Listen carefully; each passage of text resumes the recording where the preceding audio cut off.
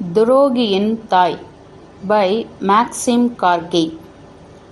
தாயின் பாதையிலே செல்ல அவளுடைய மகனுக்கு விருப்பமில்லை. மகனை திருத்துவதற்கு எவ்வளவோ முயன்றால் முடியவில்லை. ஆனால் முடிவில் வெற்றி பெற்று விட்டாள். எப்படி? ஒரு தாயை பற்றி முடிவில்லாமல் பேசிக்கொண்டே இருக்கலாம். உண்மைதான். பல வாரங்கள் சென்று அந்த நகரை முற்றுகையிட்டிருந்த எதிரிகள் தங்கள் இரும்பு பிடியை கொஞ்சம் கூட தளர்த்தவே இல்லை. இரவு நெருங்கியவுடன் கோட்டையை சுற்றி பகை முகாமில் எரிந்து கொண்டிருந்த கனப்பு அடுப்புகள், அது கக்கிய புகை கோட்டைக்குள்ளே இருந்த மக்களை மேலும் பீதிக்குள்ளாக்கி எண்ணங்களையும் இருட்டாக்கி கொண்டிருந்தது. கோட்டை சுவர்களிலே இருந்த சிறு துவாரங்கள் வழியே எதிரிகளை பார்த்தவர்கள் பிரமித்து நின்றார்கள். ஆம், எதிரிகள் வெகுவாக முன்னேறி வந்ததோடு அவர்களுடைய படைக்கலங்களையும் கொழுத்த குதிரைகளையும் அவர்கள் ஆடி பாடி வெறி சிரிப்பு சிரிப்பதையும் கேட்ட பிறகு சிலையாக நின்றார்கள். சண்டையிலே இறந்த வீரர்களின் பிணங்களை பகைவர்கள் ஆற்றிலே தூக்கி எறிந்து கோட்டைக்குள் போகும் ஆற்று நீரையெல்லாம் அசுத்தப்படுத்தி விட்டார்கள். அது மட்டுமா, திராட்சை கொடிகளையும் வயல்களையும் செடிகளையும் சுட்டு பாழாக்கி வைத்திருந்தார்கள். அத்துடன் கோட்டையை நோக்கி அடிக்கொரு தரம் பீரங்கியை வெடித்து கொண்டே இருந்தார்கள். அன்று வரை நடந்த சண்டையிலேயே பின்னேறிய வீரர்கள் கோட்டைக்குள்ளிருந்த குறுகிய தெருகளில் வருவதும் போவதுமாக இருந்தார்கள். சண்டையிலேயே காயம்பட்ட வீரர்களின் பரிதாப முனங்கல்களும் வேதனைகளும், பெண்களுடைய பிரார்த்தனைகளும், குழந்தையின் அழுகுரல்களும், இன்னும் பல்வேறு விதமான ஒலிகள் பல பக்கங்களிலிருந்தும் வந்து கொண்டே இருந்தன. அத்துடன் மெல்லிய குரல்களில் பேசிக்கொண்டும் பகைவர்கள் முன்னேறாமல் தடுக்க வழி ஏதும் இல்லையா என்று கேள்வி கேட்பதும் பதில் கிடைக்க வழியில்லாமல் விழிப்பதுமாயிருந்தார்கள். பகலை விட இரவு தந்த வேதனைதான் அவர்களுக்கு அதிகமாக இருந்தது. கோட்டை சுவர்களிலே மறைந்து நின்று பகைவர்களை பார்த்து பலரும் நம்பிக்கை இழந்து கொண்டே வந்தார்கள். குடிப்பதற்கும் நீரும் உண்பதற்கு உணவும் இல்லாத குறை அதிகமானதுடன் நாட்டை காக்கும் போராடும் வீரர்கள் தொகையும் குறையவே நாளுக்கு நாள் அவர்களுக்கு வாழ்க்கையில் இருந்த நம்பிக்கையும் செத்துக்கொண்டே இருந்தது. யாரை பார்த்தாலும் சாவை பற்றியே பேசிக்கொண்டிருந்தார்கள். வீட்டிலே விளக்கேற்ற கூட பயந்த நிலையில் நகரமே இருளை ஆடையாக்கி அணிந்திருந்தது. அப்பொழுது இருளோடு இருளாக ஒரு உருவம் ஒரு வீட்டிலிருந்து இறங்கி தெருவில் நடக்க ஆரம்பித்தது. அந்த உருவத்தை பார்த்த பலரும் மெல்லிய குரலில், அதோ அங்கே செல்வது அவளா என்று கேட்க, ஆம் அவளேதான் என்று பதிலும் பல பேர் வாயிலிருந்து வந்துவிட்டது. அவளை பார்த்த பலரும் அவளிடம் பேசாமல் பார்வையை வேறுபுறம் திருப்பிய வண்ணம் இருந்தனர். அப்பொழுது அங்கு வந்த கோட்டை பிரதமாதிகாரி அந்த பெண்ணை பார்த்து சிறிது கண்டிப்பான குரலில், மோனா மரியண்ணா, மறுபடியும் கோட்டையை விட்டு வெளியே செல்ல முயற்சிக்கிறாயா? இதோ பார், இந்த முறை நீ வெளியே போனால் நிச்சயம் கொல்லப்படுவாய். கொலைகாரன் யார் என்று பார்த்து அவனை தண்டிக்கும் நிலையில் நமது நாடு இல்லை என்று கூறி அவளை உற்று பார்த்துவிட்டு நடந்தார். சிறிது நேரம் சிலையாக நின்ற அவளை ஏதோ உயிரற்ற உடலைப் போல் அருவருப்புடன் பார்த்த காவல் வீரர்கள் தங்கள் வழியே சென்றார்கள்.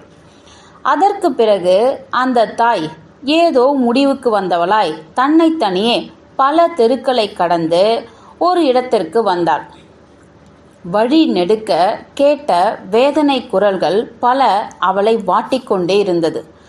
ஒரு நாட்டின் குடிமகளும் ஒரு வாலிபனின் தாயுமாகிய அவள் தன்னுடைய நாட்டையும் மகனையும் நினைத்து பார்த்தாள்.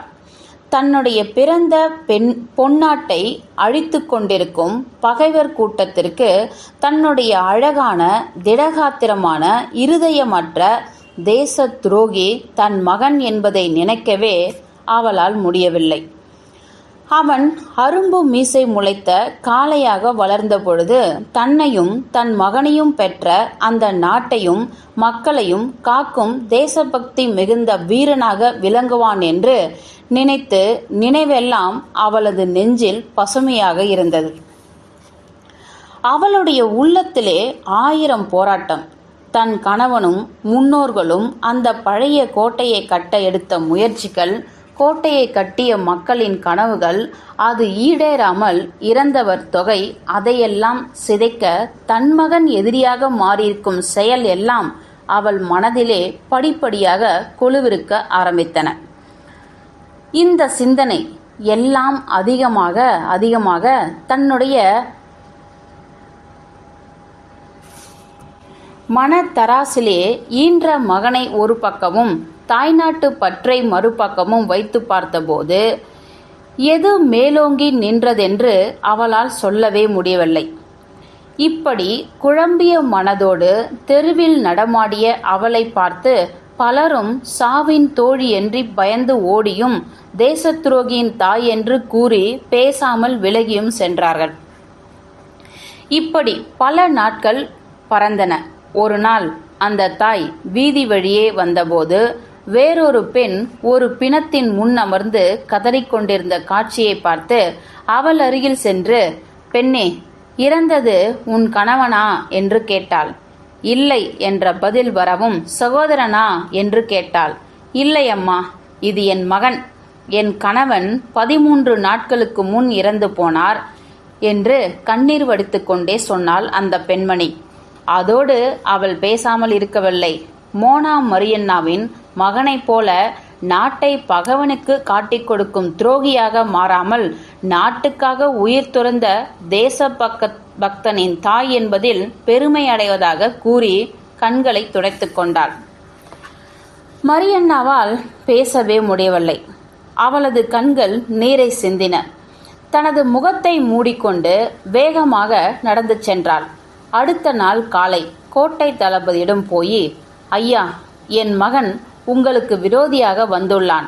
அதற்காக ஒன்று நீங்கள் என்னை கொன்றுவிடுங்கள், இல்லையேல் நான் அவனிடம் செல்ல எனக்கு அனுமதி கொடுங்கள் என்று கேட்டாள். அதற்கு அவர், அம்மா, நீயும் மானிட பெண் தானே, உணர்ச்சிகளுக்கு கட்டுப்பட்டவள் தானே, இந்த நாடும் உனக்கு விலை மதிக்க முடியாத மாணிக்கம்தானே, அப்படியென்னால் எங்களுக்கெல்லாம் விரோதியான அவன் உனக்கு விரோதிதானே என்றார். ஐயா, நான் அவனை பெற்ற தாய். நான் அவனை நேசிப்பதால் அவனுக்கு இந்த நிலைமையை உணர்த்துவது என் பொறுப்பு என்றாள். அதற்கு பிறகு அங்கிருந்தவர்களுக்கெல்லாம் கூடி ஆலோசித்து ஒரு முடிவை சொன்னார்கள். அம்மா, உன்னுடைய மகன் செய்யும் தவறுக்காக உன்னை நாங்கள் கொல்ல விரும்பவில்லை. உன்னுடைய பரிதாபமான நிலை எங்களுக்கு புரிகிறது. அவன் இத்தகைய தவறான பாதைக்கு செல்வதை நீ விரும்பவில்லை என்பதும் எங்களுக்கு தெரியும். நீ இப்பொழுது உன் மகனிடம் போனால் அவன் இப்பொழுது உள்ள நிலையில் உன்னை ஏறெடுத்து கூட பார்க்க மாட்டான். நீ அநியாயமாக அவர்கள் கையிலே அகப்பட்டு சித்திரவதைக்குள்ளாகி நீ இறப்பதை நாங்கள் விரும்பவில்லை. இதை விட்டுவிட்டு வெளியேறினால் நிலைமை இன்னும் மோசமாகிவிடும் என்பதே எங்கள் அபிப்பிராயம் என்றார்கள். ஆம் ஐயா, நீங்கள் சொல்வது நானும் உணர்கிறேன். இருப்பினும் நான் வெளியே போக வேண்டும் என்றாள். அதிகாரிகள் அவளை அரை மனதுடனே கோட்டையின் இரகசிய பாதை வழியே வெளியில் அனுப்பிவிட்டு பிறந்த பொன்னாட்டை விட்டு செல்லும் அந்த தாயை பல கண்கள் கோட்டைக்குள்ளிருந்து பார்த்து கொண்டே இருந்தன. அந்த தாயின் கால்கள் மெல்ல நடை போட்டன. வழி முழுவதும் குறுக்கும் நெடுக்கமாக கிடந்த இறந்த உடல்களை மிதிக்காமல் உடைந்த வாள் ஒன்றினால் புரட்டிவிட்டு கொண்டே நடந்தாள். நாட்டை காக்க உயிரை இந்த வீரர்களுக்கு தலை வணங்கிய வண்ணம் நடந்து கொண்டே இருந்தாள். பகைவரின் பாடி வீட்டை அடைந்த அவள் கடைசி முறையாக தனது நாட்டின் கோட்டையை திரும்பி பார்த்தாள். அதற்கு அவளை பார்த்த வீரர்கள் அவளை சுற்றி பல கேள்விகளை கேட்கவும், உங்களுடைய தலைவன் என்னுடைய மகன், நான் அவனை பெற்ற தாய் என்று அமைதியாக சொன்னாள். இந்த வார்த்தைகளை கேட்ட அவர்கள் அவள் காலிலே விழுந்து அவளுடைய மகனின் வீரத்தை பற்றியும் நல்ல குணங்களை பற்றியும் புகழ ஆரம்பித்தார்கள். கடைசியில் அவள் அவனை பார்த்தாள்.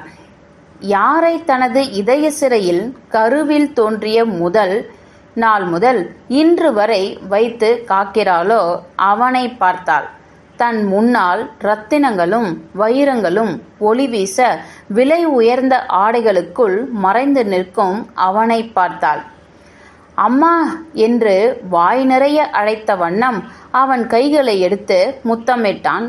பிறகு, இந்த கடைசி நேரத்திலாவது என்னிடம் வந்தாயே, நாளை இந்நேரம் கோட்டை தூள் தூளாகியிருக்கும் என்றான். அந்த நகரத்தில் தானப்பா நீ பிறந்தாய் என்று கோட்டையை சுட்டி காட்டினாள் தாய். அவளது வார்த்தையை லட்சியம் செய்யாமலே அவன் பேசினான். அம்மா, நான் இந்த உலகத்தில் பிறந்தேன். உலகத்தில் பல வேலைகளை நான் செய்ய வேண்டியிருக்கிறது. முட்டாள்கள் அதிகம் நிறைந்துள்ள இந்த கோட்டையை நாளை நான் வசப்படுத்தினால்தான் நீண்ட நாட்களாக என் நெஞ்சில் விலகாத முள்ளாக இருக்கும் முள்ளும் விலகும், உலக புகழும் பெறுவேன் என்றான். மகனே, இங்குள்ள ஒவ்வொரு கல்லும் மண்ணும் நீ வாலிபனாக வளர்வதற்கு உதவியாய் இருக்கிறதப்பா என்றாள் அவனது தாய். அம்மா, இந்த கற்கள் எல்லாம் பேச முடியாதுமா. ஆனால் மனிதன் அவைகளை பேச வைக்கிறான். நீ சொல்வது போல இந்த மலையை எனக்காக பேச சொல்லேன் பார்க்கலாம் என்றான் கிண்டலாக. மகனே, மனிதர்களை பற்றி என்ன நினைக்கிறாய் என்றாள் அந்த தாய். அதற்கு அவன், சொல்கிறேன் அம்மா, அவர்களை நான் எப்படி மறக்க முடியும்? அவர்கள் எனக்கு மிகவும் தேவைப்படுகிறார்கள். அதிலும் வீரர்களின் நினைவு என் உள்ளத்தில் இருந்து விலகுவதே இல்லை என்றான். சரியப்பா, நீ சொல்வது போலவே ஒரு வீரன் சாவுடன் போராடி ஒரு வாழ்க்கையை உருவாக்குறான். அப்படியானால் சாவை யார் உருவாக்க முடியும் என்றாள். நீ சொல்வது தப்பம்மா. ஒரு நகரத்தை உருவாக்குபவனை காட்டிலும் அதை அழிப்பவனால்தான் அந்நகரின் பெருமை உயர்கிறதம்மா. இதோ பாருங்கள் அம்மா, ரோமபுரியை கட்டியவன் ஏனியஸா அல்லது ரோமாயலஸா என்று நமக்கு சந்தேகம் ஏற்படும். ஆனால் அதை அழித்தவன் அலாரிதான் என்பதில் சந்தேகமே இல்லை இல்லையாம்மா என்றான். மகனே, இவைகளை எல்லாம் மீறி யாருடைய புகழ் உலகில் நிற்கிறதப்பா என்றாள் அவள். இப்படியாக இவர்கள் இருவரது பேச்சும் நீண்டு கொண்டே சென்றது. அந்த மனிதனின் ஒவ்வொரு வார்த்தையிலும் உத்தத்தின் மூலம் தான் அடையப் போகும் புகழின் உயர்வே நிமிர்ந்து நின்றது. ஒரு உயிரை உருவாக்கி அதை காத்து வளர்த்து பேச செய்யும் தாய்க்குதான் அழிவின் கொடுமையை பற்றி உணர முடியும். மரணத்தை எதிர்த்து அவள் போராடவே விரும்புகிறாள். இரத்தக்கரை படிந்த கையுடனும் மனதுடனும் வீட்டுக்கு வரும் ஆண்மகனை ஒரு தாய் மகிழ்ச்சியுடன் வரவேற்பதே இல்லை. ஆனால் ஆண்கள் போர் ஏற்படுத்தும் நேர்மையற்ற புகழைத்தான் சிந்திக்கிறார்களே தவிர ஆக்கத்தை பற்றி சிந்திப்பதே இல்லை. இப்படித்தான் அந்த தாயின் மனநிலையும் இருந்தது. தன் மகனுக்கு ஏற்படுத்தி கொடுத்த இந்த வாழ்க்கை இப்படி ஒரு கேள்விக்குறியாக அமையும் என்று அவள் எதிர்பார்க்கவே இல்லை. தன்னுடைய முகத்தை 2 கைகளாலும் தாங்கிய வண்ணம் தன் மகனின் கூடாரத்தை ஒரு முறை சுற்றி பார்த்தாள். அவனை முதலில் கருவுற்ற நிலையில் அவள் அடைந்த மகிழ்ச்சியை சிந்தித்து பார்த்தாள். அந்த தாயின் முகத்திலே சொல்லொன்னா வேதனை குடிக்கொண்டிருந்தது. கோட்டைக்குள்ளே இருளோடு இருளாய் தவித்து கொண்டும் விளக்கொளி வெளியே தெரிந்தால் இரவில் பகைவருக்கு இடம் கண்டுபிடிக்க எளிதாகிவிடுமே என்ற நினைவில் ஒளியிழந்த வீடுகளையும் சாவை எதிர்நோக்கும் போராடி கொண்டும் இருக்கும் மக்களின் வேதனை குரல்களும் அவளது காதுகளில் தெளிவாக விழுந்து கொண்டிருந்தது. இறுதியில் அவளையும் மீறி மேலோங்குகின்ற எண்ணம் இதுதான். கோட்டைக்குள் இருக்கும் மக்களின் தாய் தான் என்ற நினைவுதான் வந்தது. இறுதியில் அவர்களுடைய நிலவிய மௌனத்தை கலைத்து அவன்தான் பேசினான். அம்மா, இன்றிரவு நாங்கள் அந்த கோட்டையை பிடித்து விடுவோம். இதோ சூழ்ந்திருக்கும் இருட்டும் எங்களுக்கு வெற்றி பெற உதவினாலும் அந்த அதிக பெயர்களின் உயிரை இந்த வாளுக்கு இரையாக்க சந்தர்ப்பம் இல்லாது போய்விடுமே என்றுதான் வருந்துகிறேன் என்று சொல்லிவிட்டு வாளை எடுத்து பரிசோதித்து கொண்டிருந்தான். அவனுடைய பேச்சு உற்று கேட்ட அந்த தாய் சிரித்து கொண்டே, மகனே, உலகம் புகழும் உன்னை பெற்ற எனக்கு எவ்வளவு மகிழ்ச்சியாக இருக்கிறது தெரியுமா? இங்கே வா, இப்படி என் மடியில் தலை வைத்து சிறிது நேரம் தூங்கப்பா, பிறகு உன் வேலைகளை கவனிக்கலாம் என்றாள். அவனும் மகிழ்ச்சியுடன் அவள் மடியில் தலை சாய்த்து கண்களை மூடிய வண்ணம், அம்மா, நான் என்னை வந்து சேருகின்ற புகழைத்தான் இந்த உலகில் நேசிக்கிறேன். ஏனென்றால் அதுதான் என்னை பெரிய மனிதனாக உலகுக்கு காட்டுகிறது என்றான். அப்படியானால் நீ பெண்களை நேசிப்பதில்லையா என்று கேட்டாள் தாய். நேசிக்கிறேன் அம்மா. ஒரு பெண் இல்லாவிட்டால் எத்தனையோ பெண்கள் மகிழ்ச்சி தர காத்திருக்கிறார்கள். புகழ் அப்படி இல்லையே என்றான். அந்த தாயின் இதயம் குமுறும் எரிமலையாக மாற இறுதியாக கேட்டாள். குழந்தைகளை பற்றி அவள் கூறி முடிக்கவில்லை. குழந்தைகள் எதற்கம்மா?